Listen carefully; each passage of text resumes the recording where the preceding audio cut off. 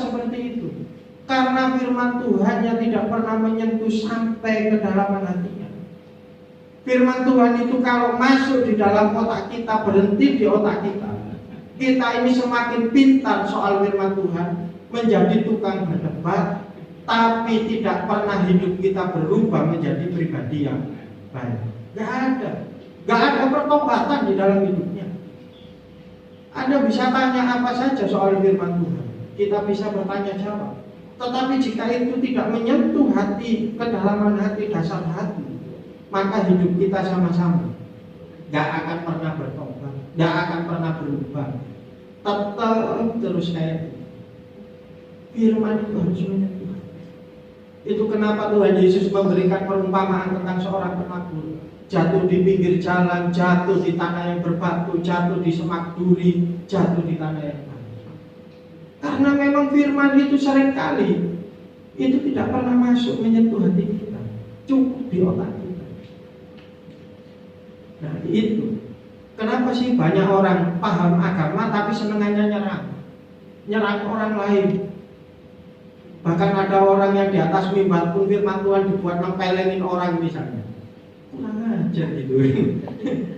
Saya itu keras Bapak Ibu Saudara. Kalau soal firman Tuhan, hamba Tuhan menyampaikan firman Tuhan salah di mimbar pun saya akan luruskan di atas mimbar. Kenapa? Saya nggak mau seluruh jemaat Tuhan tersesat, salah menerima pengajaran. Kenapa? Karena kami sebagai hamba Tuhan itu berjaga-jaga atas keselamatan jiwa-jiwa yang dipercayakan. Saya selalu ngomong, engkau jadi hamba Tuhan, apa hebatnya? Apa yang kamu banggakan? Kalau engkau bangga dengan jadi hamba Tuhan, engkau sudah tahu tak tugas dan tanggung jawabnya hamba Tuhan. Engkau harus bisa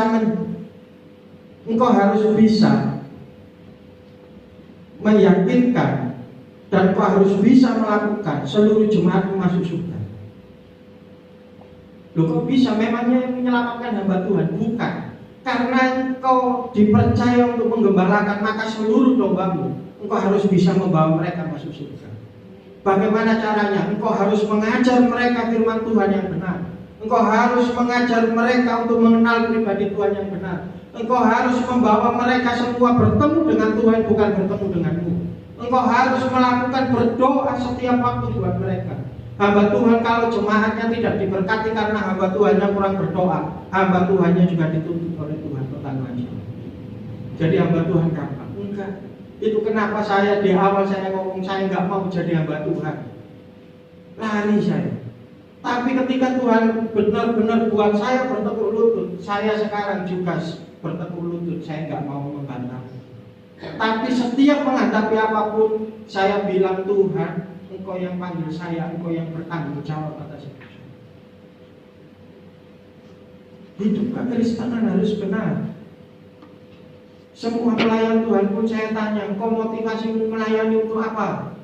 Kalau motivasi melayanimu supaya engkau dikenal orang, supaya engkau dihormati orang, supaya engkau dapat duit, supaya engkau mendapatkan segala sesuatu yang engkau inginkan, stop, berhenti, tidak usah pelayanan. Kenapa engkau belum selesai dengan dirimu? Mentalitas seorang pelayan itu harus selesai dengan dirimu. Ketika melayani, kalau engkau masih mencari kepentingan dirimu, ketenaran dan lain sebagainya, ketika pelayananmu tidak dihargai, engkau akan pergi meninggalkan gereja. Tapi ketika engkau sudah selesai dengan dirimu, engkau dihargai, tidak dihargai, engkau akan tetap memberikan yang terbaik buat Tuhan. Mentalitas seorang pelayan. Saya masih muda Bapak Ibu Saudara, tapi kalau soal pelayanan, saya tidak mau main-main. Mau orang tua, mau apa, kalau salah saya salahkan. Tidak sesuai firman apa yang kau ajarkan. Tegas saya. Kenapa Bapak Gembala saya dulu mengangkat saya jadi pendeta gitu? Saya itu dipanggil secara pribadi, saya nggak mau diangkat jadi pendeta. Dipanggil secara pribadi, kesenangan saya itu menginjil Bapak. Keliling dari desa ke desa, ke gunung. Saya lebih senang begitu. Tapi datang nggak ke gereja tiap minggu? Masih datang. Kadang sebulan sekali, kadang sebulan 2 kali untuk tetap kembali ke kandang saya gitu. Nah, kemudian saya dipanggil oleh Bapak Gembala saya sebelum meninggal gitu kan, waktu sudah sakit-sakitan, dipanggil ke rumah. saya mau ngangkat kamu jadi pendeta, kamu mau enggak? Saya bilang, mohon maaf,